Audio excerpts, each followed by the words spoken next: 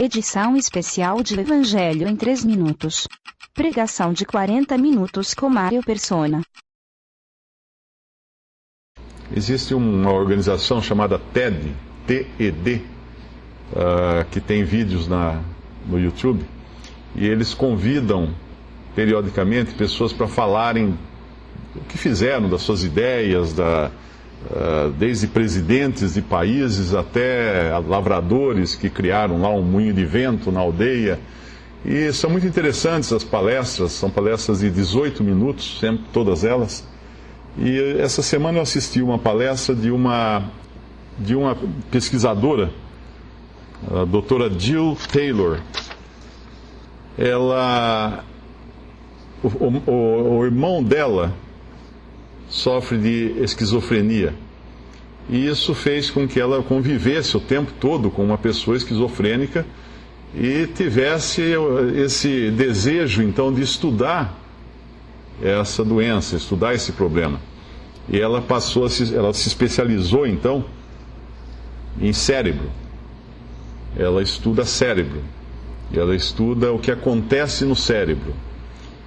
E o ponto alto da carreira dela foi quando, aos 28 anos, ela acordou de manhã e se sentiu meio estranha, com uma dor forte atrás da orelha esquerda.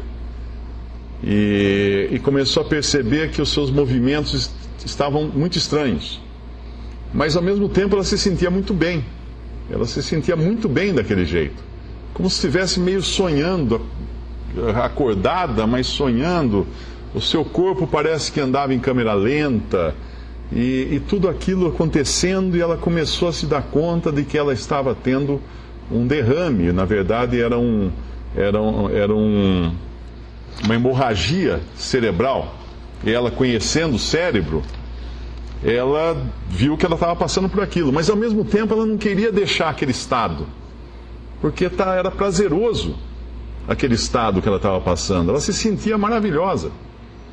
Até o momento em que ela tentou levantar o braço direito e não conseguiu.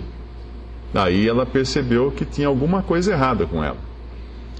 Ela foi ao telefone, então para poder discar, ela não lembrava, né? Ela pegou os números, ela não lembrava mais os números, ela não lembrava quem ela era, ela não lembrava mais números, ela não lembrava nome, ela não lembrava nada. Então ela pegou e abriu um caderno lá que tinha os números de telefone, o número do hospital, e foi começar a discar, mas à medida que ela olhava para um número e discava, ela já se esquecia qual ela tinha discado. Então o que ela fez? Ela pegou a mão mole, colocou em cima da lista telefônica, com o dedo marcando o primeiro número, discou, moveu a mão um pouquinho, discou outro, moveu a mão um pouco, discou outro, até que atenderam do hospital, não foi do hospital, foi um outro médico. Ela ligou para o médico, um colega dela, para pedir socorro. E a hora que ela tentou falar com esse colega, ela descobriu que ela não falava mais. Ela só fazia sons totalmente estranhos, que ela não entendia o que eram os sons. E ele, quando respondia, ela não entendia também, porque ele só fazia sons estranhos. O que estava acontecendo é que o hemisfério esquerdo dela tinha entrado em colapso. E daí ela começa a explicar, inclusive na palestra, ela pega um cérebro real, ela põe luvas, tal, pega um cérebro humano, tem aqueles 2 hemisférios, um cordão assim pendurado, que seria os nervos que descem para a coluna, e aí ela abre, ela mostra, olha, nosso cérebro é assim, são 2 hemisférios totalmente independentes, tanto é que a face dos lados que se encostam é lisinha. O cérebro por fora é todo enrugado, mas aquela face é lisa. Elas só se encostam. Mas a única comunicação é por baixo, por alguns fios, né, vamos chamar assim, alguns cabos que ligam os 2 hemisférios, mas eles são praticamente independentes. Eles se complementam no processamento dos pensamentos e tudo mais. E esse hemisfério esquerdo, ele é o nosso hemisfério lógico. É o hemisfério racional, o hemisfério da razão. A nossa área de processamento de linguagem fica aqui atrás da orelha. E quando você perde esse lado, você perde linguagem. Além dos movimentos, né, a perda do hemisfério esquerdo, você paralisa o lado direito e vice-versa. O meu pai, quando teve derrame, ele perdeu o lado direito do cérebro. Tanto é que depois de um ano você olhava uma radiografia do cérebro dele, só aparecia um lado, o outro estava totalmente escuro, porque acaba absorvendo o tecido, não sei o que acontece, mas não funcionava. O outro hemisfério assumiu algumas funções e ele tenta mais ou menos recompor. Mas o grande problema é que esse lado é o lado da razão, esse é o nosso lado racional, é o lado que a gente realmente, o ser moral nosso, mora desse lado aqui. O nosso eu, a nossa identidade, o que nós somos, o que nós achamos, está aqui, está tudo aqui. E esse cara do lado de cá, ele é totalmente maluco, ele é louco. Aqui são os nossos sonhos. Quando nós dormimos, esse lado dorme, esse lado fica acordado. A noite inteira ele fica acordado, por isso que a gente sonha. Porque aqui vem a imaginação, aqui vem a criatividade, esse é o lado que gosta de música, esse é o lado que gosta de artes. Ele é um hippie que mora do lado de cá. Totalmente irresponsável, tanto é que ele é amoral. Ele é amoral. Por isso que nós temos sonhos que são imorais e a gente acorda meio assustado. Como é que eu sonhei isso? Esse cara aqui sonhou. Ele é amoral. Mas como o cérebro trabalha junto, os hemisférios, nós temos esse equilíbrio. Mas nós não podemos esquecer que quando Deus criou o homem, Ele criou o homem perfeito. Ele criou o cérebro perfeito. Mas hoje nós estamos arruinados. Quando o pecado entrou no mundo, na criação, arruinou tudo. Então hoje não só o nosso cérebro é imperfeito, né, mas também o resto do corpo é imperfeito. Nós sofremos de diferentes enfermidades, diferentes desequilíbrios do corpo, por causa do pecado que detonou com a criação. Então, se esse aqui é o meu eu, esse aqui é o que dá apoio a esse aqui, eles trabalham até bem juntos, o que estava acontecendo com aquela doutora, com aquela médica, com aquela cientista, ela, na realidade, ela perdeu o seu lado racional. Por isso que ela estava gostando muito de ficar só do lado hippie. O grande problema dela, na realidade, ela escreveu um livro, depois lançou um livro, mas ela levou a experiência dela a um outro patamar e começou a achar que aquilo foi uma transcendência que ela teve, que ela então começou a ser mais espiritualista, começou a achar que existe um outro plano, uma outra dimensão, mas na realidade, na minha opinião, ela está totalmente enganada, porque o que aconteceu com ela era físico. Metade do cérebro parou, então ela não subiu de patamar, ela estava funcionando com defeito, com problema. Seria a mesma coisa, ela até fala muito de nirvana, né, que ela atingiu nirvana naquela hora. Seria como eu usar meu computador, estou lá trabalhando no meu computador, escrevendo um texto, de repente as letras começam a pular, virar de cabeça para baixo, borrar tudo, dar aquelas interferências. O que eu digo nessa hora? Eu falo, quebrou, está com defeito, precisa levar para arrumar. Será que eu vou falar assim, meu computador atingiu nirvana? Olha só, ele ficou zen, olha só, ele evoluiu, subiu de patamar. Não, ele está com defeito. Então ela teve uma leitura equivocada do que aconteceu, porque era um problema físico que ela teve. Mas, será que acontece com qualquer um de nós isso? De a gente poder perder a nossa identidade?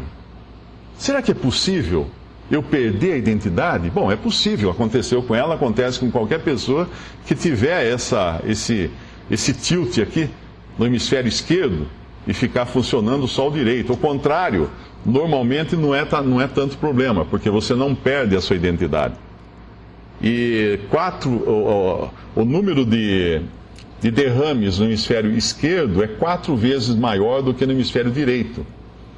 Por isso que é até mais fácil recuperar um derrame no hemisfério esquerdo, porque dá para ir treinando, né, o que sobra do cérebro ali para retomar suas atividades. Já esse lado aqui é mais complicado, porque na nossa educação toda ela é racional. Ela já atinge mais o hemisfério esquerdo. Mas vamos pensar então, será que acontece conosco isso? Será que poderia acontecer comigo, com você, de perder essa razão? De não estar funcionando, não estar pensando da maneira correta, como deveria pensar, não estar fazendo as escolhas certas.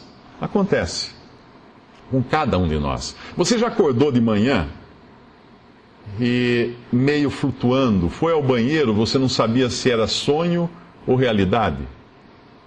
É porque o seu hemisfério direito ainda, o seu hemisfério esquerdo ainda estava meio sonolento. E por isso que as pessoas, acontece muito isso comigo, a hora mais criativa é o lusco-fusco entre o dormir e o acordar. É a hora mais criativa das pessoas.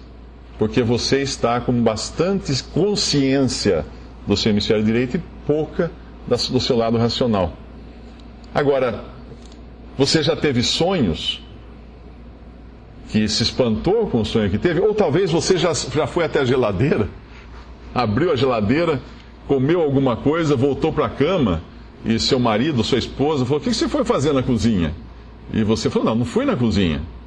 Você foi na geladeira, pegou não sei o quê, tomou leite, voltou para a cama. Não foi. Ou será que você já falou à noite, dormindo? Talvez você não se lembre, mas quem está do lado lembra que você falou à noite. Quanta gente... Eu morava numa república em São Paulo e tinha um rapaz que morava comigo, um colega. Ele não sabia uma palavra em inglês. E uma noite eu acordei com ele falando e discutindo em inglês, perfeitamente, fluentemente, ele falando inglês. De onde veio aquele inglês? Dos filmes que ele provavelmente assistia, e aquilo se vai armazenando na memória, mas ele era uma memória que não era conscientemente acessada. Inconscientemente ele acessava essa memória e dormindo. Tem um casal, eles são irmãos em Cristo, não vou falar o nome, todos aqui conhecem. Ela estava uma noite dormindo, quando ela acordou com o marido em cima dela, gritando, com as mãos no pescoço dela e gritando assim, na tentativa de estrangulá-la. Ela, na mesma hora, deu um soco no nariz dele e ele acordou. Ele estava dormindo. No sonho dele, ele estava esperando ela numa esquina para dar um susto, e quando ela virou a esquina, ele fez com as mãos assim. Mas na realidade, ele estava com as mãos no pescoço dela e gritando. E ele não se lembrava disso, de estar fazendo isso, e levou um soco para poder acordar. O que estava acontecendo ali? Ele não estava no controle absoluto das suas faculdades mentais. O cérebro é como se você tivesse uma cabine de um avião. Pense na cabine de um avião. O hemisfério direito, o avião está embicado para lá, né? Esse lado aqui é onde senta o piloto, que é o cara que vai realmente pilotar o avião, que vai saber para onde levar o avião, que tem que dar ordem, ele dá as ordens para o outro que está sentado aqui, que é o copiloto. Hemisfério esquerdo e hemisfério direito, os dois trabalham juntos, mas quem realmente ordena a coisa é esse esquerdo. O que aconteceria se o piloto ficasse trancado fora da cabine? Todos sabem o que aconteceria, aconteceu essa semana. O piloto trancado fora da cabine, o hemisfério esquerdo do avião deixado fora do controle. E todo o controle ficou nas mãos de um louco, de um psicopata, de um homem que tinha problemas, e ele matou 150 pessoas, ele mais 149 pessoas. Como pode? Todo mundo perguntando nesse momento, como pode um ser humano chegar a esse ponto? Pode. E isso pode acontecer com qualquer um de nós, essa é a verdade. Como eu falei, essa cientista, ela percebeu isso. Uma cientista, ela percebeu que ela não estava no controle mais da situação. Um outro lado dela controlava. E nós temos um copiloto, na realidade, dentro de nós, chamado pecado, que é quem nos leva e quem nos conduz a pecar. Nós não somos seres 100% íntegros, responsáveis, justos, corretos. Não somos. Nós somos um carro com problema de freios que Deus está fazendo um recall. Falando, olha, quem nasceu com chassi tal, ou seja, todos os seres humanos, precisa passar por um recall. Porque o freio, ele vai falhar na pior hora. E você vai morrer. E você vai morrer, vai sofrer um grave acidente, porque você não vai mais ter controle sobre o seu carro.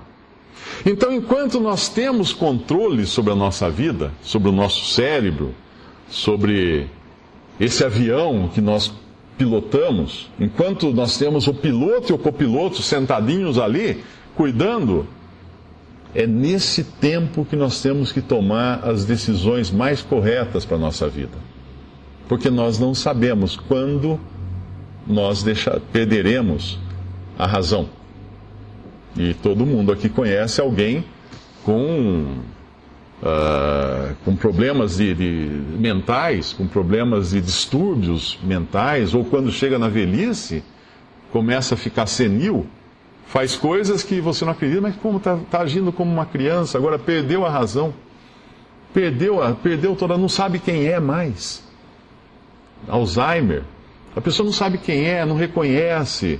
Você chega um filho, fala, como é que vai? Quem é você? Sou seu filho. Meu filho. Tá bom, vira as costas, volta. Quem é você? Perde a memória, lapsos assim de memória. Eu tive um episódio de amnésia e foi uma coisa assustadora. Eu estava no Paraná fazendo umas palestras, uma série de palestras, viajando muito para lá e para cá com o motorista do Sebrae que me levava de viagem à noite, às vezes, passando a noite acordado na estrada. E quando eu peguei um voo em Curitiba, cheguei no hotel em Curitiba, tipo 2 horas, 3 horas da madrugada, para dormir, já pegar um voo logo cedo, vir para Campinas, pegar o carro, voltar, cheguei no sábado em casa. Eu cheguei em casa, dispensei a empregada e... Na realidade, dispensei a empregada, fui ver meus e-mails, fiz algumas coisas, escrevi algumas coisas, fui dar o almoço para o Pedro, preparei o prato dele e tal, mas esse período de Curitiba até a minha casa, até o momento em que eu estava com o prato na mão, que eu tinha acabado de tirar do micro-ondas, e o Pedro sentado na mesa, de repente desapareceu isso da minha memória. E foi uma sensação muito estranha. Imagina você estar num lugar, eu estava no Paraná, e de repente eu estou na cozinha de casa. Como se fosse teletransporte, aqueles de filme de ficção científica, que você desaparece num lugar e aparece no outro. Eu me sentia assim, olhava em volta, o que aconteceu? Aí eu fui até o escritório do meu apartamento, olhei meu computador ligado. Comecei a olhar os e-mails, eu tinha respondido e-mails naquele dia, naquela manhã. E eu não me lembrava de nada. Apagou completamente. Aí eu liguei para minhas irmãs. A minha irmã foi o meu cunhado lá em casa. Daí na segunda-feira eu já fui para uma bateria de exames. Passei por uma série de... O médico deduziu que era estresse. Mas é uma coisa estranha. Totalmente estranha. Você já dirigiu à noite e chega um momento que você faz assim e fala assim: ué, eu não lembro dos últimos 2, 3 quilômetros. Onde você estava naquele momento? Você não estava no controle. Você saiu da cabine e foi ao banheiro. E o avião foi sozinho aquele tempo. Você não sabia o que estava acontecendo. Antes que aconteça isso, vamos abrir uma passagem em Deuteronômio 30, lá no começo da Bíblia. Um dos livros da lei dada a Moisés, Deuteronômio capítulo 30, versículo 15. Vês aqui, hoje te tenho proposto a vida e o bem, e a morte e o mal. Porquanto te ordeno hoje que ames o Senhor teu Deus, que andes nos seus caminhos e que guardes os seus mandamentos, e os seus estatutos e os seus juízos, para que vivas e te multipliques. E o Senhor teu Deus te abençoe na terra a qual entras a possuir. Porém, se o teu coração se desviar e não quiseres dar ouvidos, e fores seduzido para te inclinares a outros deuses e os servires, então eu vos denuncio hoje que certamente perecereis. Não prolongareis os dias na terra a que vais, passando o Jordão, para que entrando nela a possuas. Os céus e a terra tomo hoje por testemunhas contra vós, que te tenho proposto a vida e a morte, a bênção e a maldição.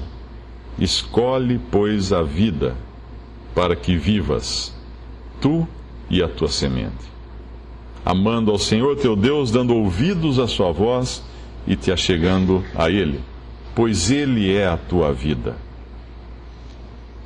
Escolhe hoje. Isso aqui foi dado no contexto da lei.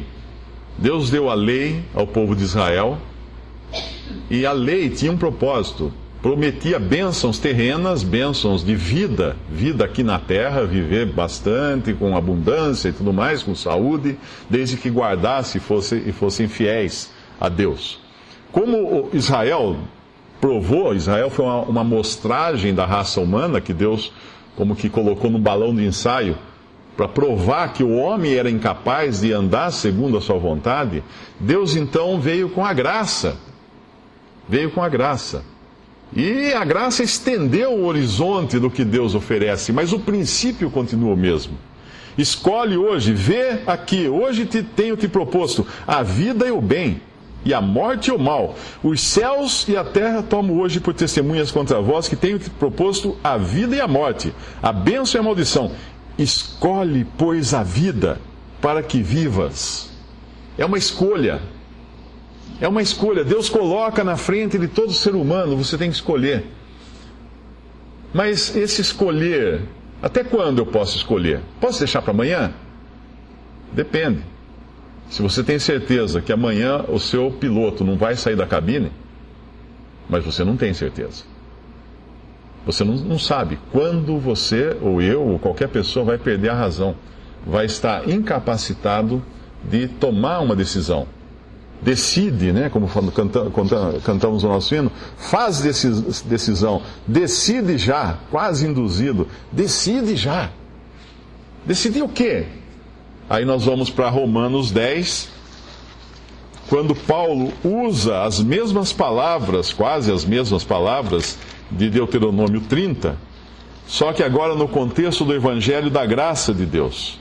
No capítulo 10 da carta de Paulo aos Romanos, ele vai falar esse mesmo convite, mas agora dentro do contexto do Evangelho. Inclusive um trecho aqui, nós não vamos ler, mas uns versículos antes, ele fala exatamente as palavras lá de Deuteronômio, mas vamos nos ater ao que diz no versículo 8. Romanos 10, versículo 8. Mas que diz? A palavra está junto de ti, na tua boca e no teu coração. Esta é a palavra da fé que pregamos.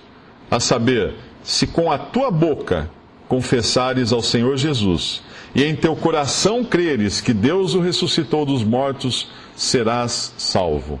Visto que com o coração se crê para a justiça, e com a boca se faz confissão para a salvação. Porque a Escritura diz, todo aquele que nele crer, não será confundido. É interessante como o mesmo Deus que colocou dentro do nosso crânio um cérebro que é dividido em dois hemisférios, um racional que trata da linguagem, outro que trata das emoções, da criatividade, dos sentimentos. Ele também usa de uma linguagem dupla aqui, de duplas palavras, para falar da fé, e de crer e aceitar. Se com a tua boca, versículo 8, a palavra está junto de ti, na tua boca e no teu coração. Naquilo que você tem capacidade para ouvir e interpretar, e no seu coração. Naquilo que a sua alma, o seu emocional é capaz também de assimilar. Na boca e no coração.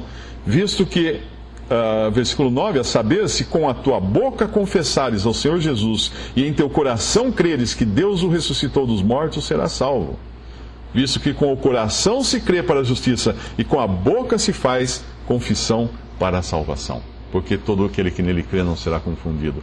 Nós temos essa dupla responsabilidade agora. De ouvir a palavra de Deus e crer. Crer no quê? Que para resolver a questão do pecado, Deus enviou o seu próprio Filho para morrer numa cruz. Para derramar seu sangue na cruz. Naquela cruz, Cristo Jesus, o Filho de Deus, foi feito pecado por nós. Deus colocou ele ali porque não havia outro. Deus provou o homem durante centenas, décadas, centenas de anos, milhares de anos. Deus provou o homem e viu que não havia um justo, nem sequer um. Não havia um que buscasse a Deus, não havia um que fizesse coisas corretas, nenhum. Deus então falou: eu vou dar um fim no homem, eu vou acabar com o homem, mas para salvar o homem. E para isso veio Cristo então, um homem perfeito, porque é Deus e homem, ocupando um corpo de homem, sem pecado, e foi até a cruz, e ali se consumou aquele sacrifício que em figura foi feito milhares, milhões talvez de vezes ao longo de todo o Antigo Testamento. Sempre que alguém pecava, era sacrificado um animal no lugar do pecador. Até que vem um que João Batista aponta e fala: eis o Cordeiro de Deus que tira o pecado do mundo. Chegou aquele que realmente era a consumação de todas as figuras do Antigo Testamento, e na cruz então ele morreu para levar os nossos pecados, para pagar os nossos pecados, e no terceiro dia ele ressuscitou para nossa justificação. Deus não o deixou na morte. Isso é o Evangelho. Crer que Cristo morreu e crer que Cristo ressuscitou, ouvir isso com os nossos ouvidos, nós ouvimos essa palavra e com o coração nós cremos nisso. Mas eu não vi a cruz, eu não estava lá. Tudo isso é muito bonito falar, mas como é que eu vou acreditar nessas coisas se eu não vejo? Nós acreditamos numa porção de coisa que nós não vemos. Nós acreditamos em muitas coisas, porque Deus, quando criou o universo, Ele criou o universo dividido em duas coisas. Vamos abrir uma passagem em Salmo 89, no Salmo 89, versículo 48. Que homem há que viva e não veja a morte? Ou que livre a sua alma do poder do mundo invisível? Ah, então existe um mundo invisível? Existe um mundo invisível. Existe um mundo invisível que tem influência no mundo visível. Se nós vamos lá para Colossenses, capítulo 1, lá no Novo Testamento agora, em Colossenses, capítulo 1, no versículo 16, ou melhor, um pouco antes, no versículo 12, dando graças ao Pai que nos fez idôneos para participar da herança dos santos na luz, o qual nos tirou, ele está falando isso para pessoas já convertidas a Cristo, o qual nos tirou da potestade ou do poder das trevas e nos transportou para o reino do Filho do seu amor, em quem temos a redenção pelo seu sangue, a saber, a remissão ou retirada dos pecados, o qual, falando de Cristo aqui, o qual é a imagem do Deus invisível, o primogênito de toda a criação, porque nele foram criadas todas as coisas que há nos céus e na terra, visíveis e invisíveis, sejam tronos, sejam dominações, sejam principados, sejam potestades, tudo foi criado por ele e para ele. Uma pessoa que só pensa no mundo visível, ela é o inverso daquela cientista. É uma pessoa que parou de funcionar o seu hemisfério direito. Para ela tudo é lógico, racional, preto no branco. Se não tocar, se não enxergar, se não pesar, não puser na balança, não dissecar, não existe. Só existem as coisas que eu vejo. Que triste é isso. Geralmente uma pessoa assim, ele acaba indo para o ateísmo, para o ceticismo, porque só acredita nas coisas que vê. Mas Deus criou coisas visíveis e invisíveis, e Deus é invisível. Ah, mas se Deus é invisível, então não tenho responsabilidade nenhuma em acreditar em Deus. Não, tem, porque Deus se fez visível na pessoa do seu Filho. Então nós temos agora um Deus invisível que na pessoa de Cristo Jesus, seu Filho, o Filho de Deus, tomou um corpo visível e veio a esse mundo visível, esse mundo de matéria visível, tangível.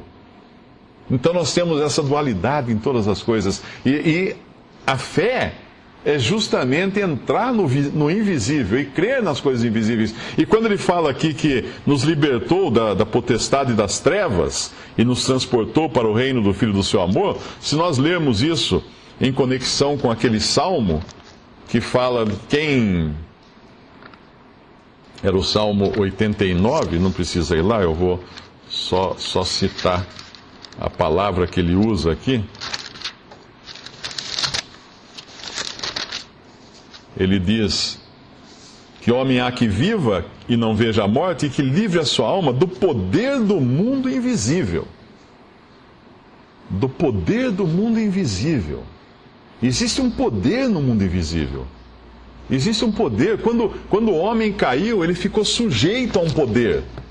Ele ficou sujeito ao príncipe das trevas, o príncipe deste mundo, que é Satanás, um anjo, um querubim, que caiu também em pecado, e que foi lá, e que aparece lá no Jardim do Éden, na forma de uma serpente, vai reaparecer na forma de um dragão, a antiga serpente, o dragão. Aquele anjo mantém os seres humanos nas suas mãos.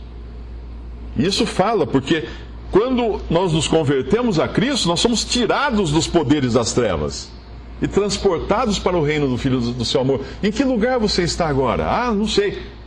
Você já se converteu a Cristo? Já creu? Já ouviu o evangelho da sua salvação? Já creu nas palavras? Já confessou a Jesus como Senhor, dono da sua vida? E creu no seu coração que Deus o ressuscitou dentre os mortos? Você já creu nisso? Se não, ainda está nas mãos da potestade das trevas. Quando Paulo escreveu para os Efésios, para os cristãos em Éfeso, na carta de Paulo aos Efésios, no capítulo 2, ele disse algo semelhante. Ele fala que em outro tempo andaste segundo o curso deste mundo, segundo o príncipe das potestades do ar, o espírito que agora opera nos filhos da desobediência. Os filhos da desobediência são operados, são teleguiados por um espírito invisível, entre os quais todos nós também antes andávamos nos desejos da nossa carne, fazendo a vontade da carne e dos pensamentos, e éramos por natureza filhos da ira, como os outros também. Era assim que Deus encontrou o homem. Mas quando nós pensamos então, como que eu vou crer nessas coisas invisíveis? Com um instrumento que também vem de Deus, que é dado por Deus. No próprio capítulo 2 de Efésios, ele continua, depois de falar dessa prisão e dessa manipulação que tem o príncipe das trevas sobre o ser humano. No versículo 4 de Efésios 2, ele fala: mas Deus, que é riquíssimo em misericórdia, pelo seu muito amor com que nos amou, estando nós ainda mortos em nossas ofensas, nos vivificou juntamente com Cristo. Pela graça, não pelas suas obras, pela graça sois salvos. Nos ressuscitou juntamente com Ele e nos fez assentar nos lugares celestiais em Cristo Jesus. No versículo 8, porque pela graça sois salvos por meio da fé. E isso não vem de vós, é dom, é dádiva de Deus. Não vem das obras, para que ninguém se glorie. Pela fé. Pela fé. O que é fé? Em Hebreus 1 fala que fé é a convicção, é a certeza de coisas que nós não vemos. Convicção de coisas que nós esperamos. Isso é fé. Nós não vemos. Não dá para pesar então. Então não adianta, nós não vamos crer com o nosso lado lógico, racional. Mas não vamos ser levados para coisa emocional, como a cientista fala que ela acabou vendo no Nirvana, alguma coisa assim. Também não é por emoção a coisa. Mas é o homem íntegro, nas suas faculdades mentais, tomando uma decisão, fazendo uma escolha. Escolhe hoje a vida, Deus fala para o ser humano. Hoje eu coloco diante de ti a vida e a morte. Escolhe a vida. Eu só posso fazer uma escolha estando ciente do que me espera se eu não escolher. Das consequências disso. E eu tenho que escolher logo. Por quê? Porque eu não sei amanhã.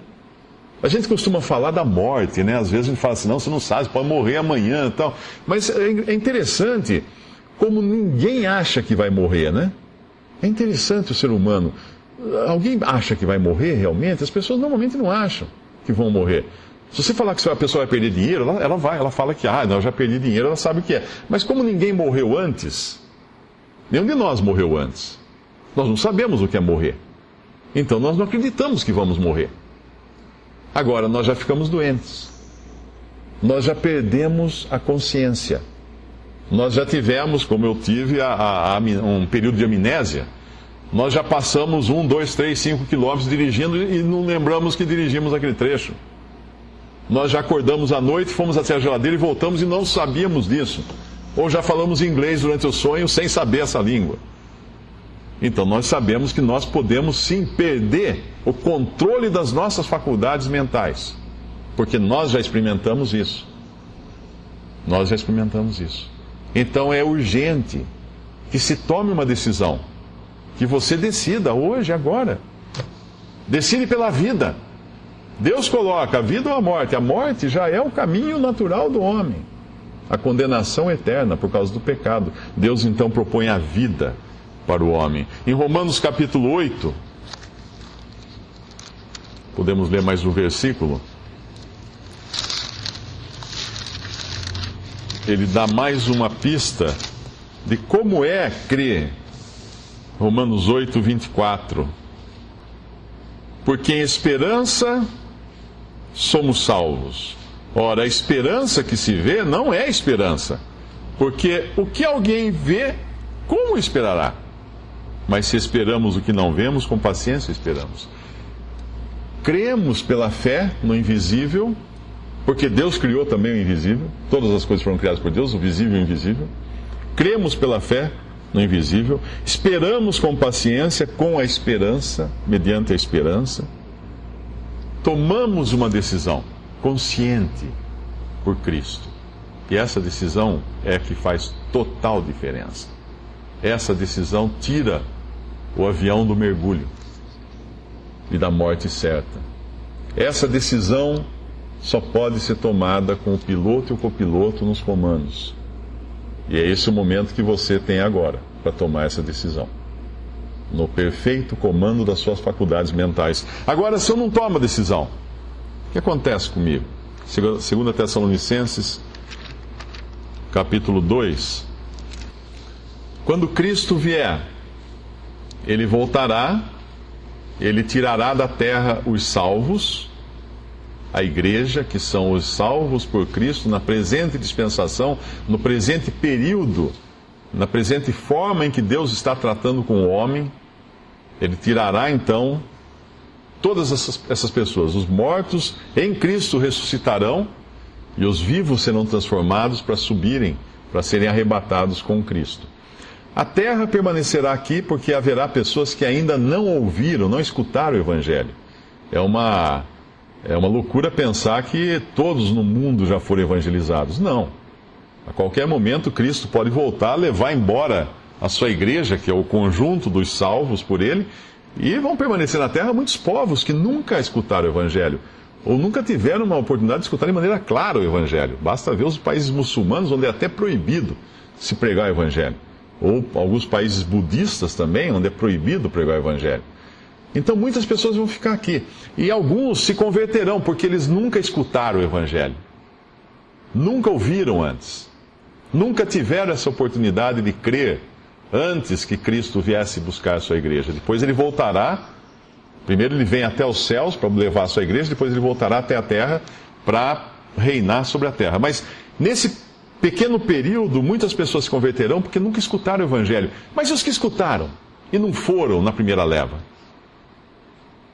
Eles vão então ter uma nova chance. Tem até um livro aí muito famoso, filmes, chama-se Deixados para Trás, que levanta essa hipótese dos que ouviram o Evangelho e não creram, eles podem ir na segunda turma, né? Eles pegam o segundo vagão. Totalmente errado, não existe isso. Por causa desta passagem aqui, que nós vamos ler, em 2 Tessalonicenses, capítulo 2, Paulo fala no versículo 7, porque já o mistério da injustiça opera, isso no mundo atual. Somente há um que agora resiste até que do meio seja tirado. Esse um é o Espírito Santo, que hoje está na terra e trabalha no sentido de se opor à total manifestação do mal nesse planeta. Mas o que acontece quando for tirado o Espírito Santo da terra? Então será revelado o iníquo, esse é o anticristo, a quem o Senhor desfará pelo assopro da sua boca e aniquilará pelo esplendor da sua vinda, o Senhor quando vier para reinar. A esse cuja vinda é segundo a eficácia de Satanás, com todo o poder e sinais e prodígios de mentira, e com todo o engano da injustiça para os que perecem, porque não receberam o amor da verdade para se salvarem. Esses foram os que ouviram o evangelho da graça de Deus e não receberam o amor da verdade para se salvarem. O que acontecerá com eles? Versículo 11: Deus lhes enviará a operação do erro, para que creiam a mentira. Uma outra versão diz que Deus enviará um poder que a pessoa é incapaz de resistir. Um poder que vai convencer essas pessoas. Elas serão incapazes de resistir a essa operação do erro. E elas crerão na mentira. Todos os que não creram na verdade, para que sejam julgados todos os que não creram a verdade, no versículo 12, antes tiveram prazer na iniquidade. Então o momento de se escolher a vida é agora. Porque quando uma pessoa escuta o Evangelho, acontecem duas coisas. O Evangelho é cheiro de vida para a vida e é cheiro de morte para a morte. A pessoa que escuta o Evangelho fica responsável por crer. Ao mesmo tempo que ela recebe um prêmio, por assim dizer, ela recebe uma responsabilidade enorme. É como você chegar para uma criança e falar assim: olha, não mexe ali, se você mexer você vai ficar de castigo. Ela mexe, mas tem o castigo já avisado. Se ela não soubesse, mexesse lá por ignorância, tudo bem, vamos deixar passar. Mas não, foi avisado. Então Deus avisa na sua palavra hoje: crê no Senhor Jesus e será salvo. Escolhe hoje a vida. Se com a tua boca confessares a Jesus como Senhor, no teu coração creres que Deus o ressuscitou dentre os mortos, será salvo. Depois é a morte. Depois a operação do engano. Aquele avião que caiu, pelas gravações eles escutam o piloto desesperado, gritando na porta, inclusive sons de machadadas, porque o avião leva um machado. Dentro do avião existe um machado para, em caso de incêndio e de precisar abrir uma carcaça de alumínio na fuselagem, escapar aos passageiros, um machado é capaz de cortar aquele alumínio da fuselagem. Mas as portas que colocaram nesses aviões depois do 11 de setembro, elas são à prova de bala. Ela tem uma camada de Kevlar, é um sanduíche ali, que você não abre aquilo de jeito nenhum, nem com machadada. Então, no som das gravações, dá para escutar o piloto gritando: abre a porta, pelo amor de Deus, e batendo com o machado na porta, e os passageiros gritando lá atrás, vendo a montanha se aproximar. E um louco pilotando o avião. Um louco pilotando o avião. Seria louco aquele que, sabendo que não tem como escapar da morte, que não terá como escapar de apresentar-se diante de Deus um dia, seria louco, sabendo disso, ele ainda permanecer nos seus pecados, sem crer em Cristo como Salvador. Seria louco se uma solução fosse apresentada para essa pessoa e essa pessoa rejeitasse, deixasse para amanhã, deixasse para depois, deixasse para resolver outra hora. Não, a montanha está chegando, o impacto é fatal, não vai dar tempo de esperar. Assim eu convido aqueles que ainda não creram em Cristo, que ainda não têm certeza da sua salvação eterna, do perdão dos seus pecados. Deus não está pedindo nada para o pecador, Ele só está oferecendo. Por isso que chama-se graça. Você vai numa igreja qualquer aí, talvez eles falem: não, você tem que dar dízimo, você tem que fazer não sei o quê, você tem que ajudar os pobres, tem que não sei o quê, fazer isso, fazer aquilo, fazer penitência, jejum, subir ao monte para orar e fazer um monte de... Não é isso o Evangelho. Crê no Senhor Jesus e será salvo. Esse é o Evangelho. O que tinha que ser feito, Ele já fez. Quando Buda morreu, as últimas palavras de Siddhartha Gautama de Buda foram para os seus discípulos, ao lado dele. Isso você encontra, inclusive, em sites de budismo, as últimas palavras de Buda. Eles acham maravilhosas a última palavra de Buda. Mas o que ele disse ali? Continuem se esforçando. Como assim, continuem se esforçando? Como? Continuar se esforçando como?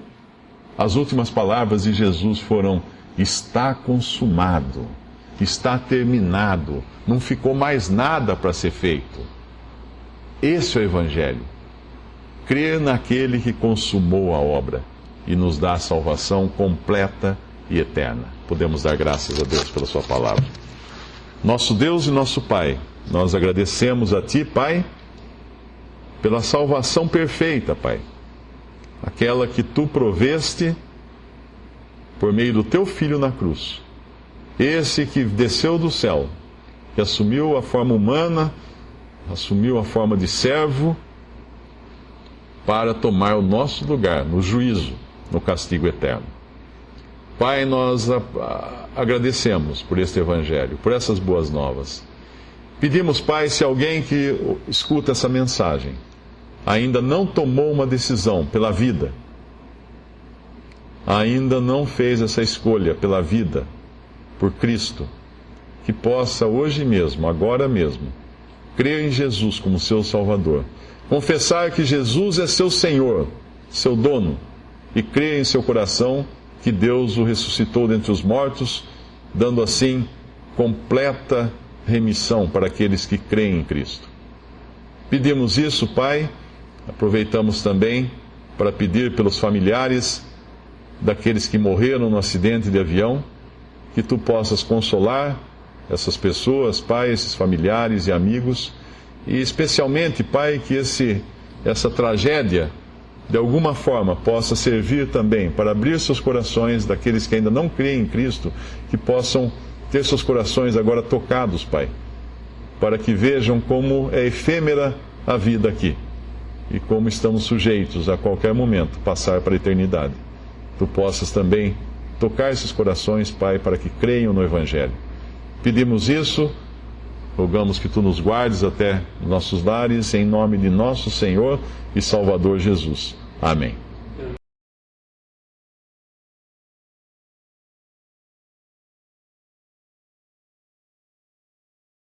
Visite 3minutos.net.